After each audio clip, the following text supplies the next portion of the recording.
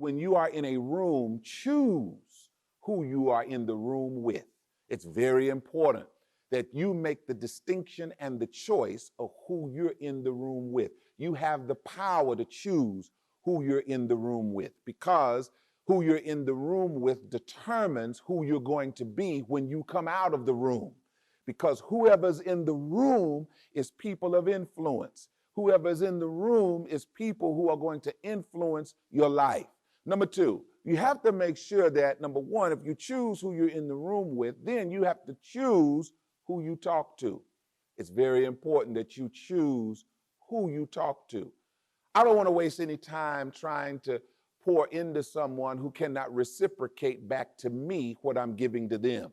Now, there may be others there that may not be able to give you exactly what you gave them.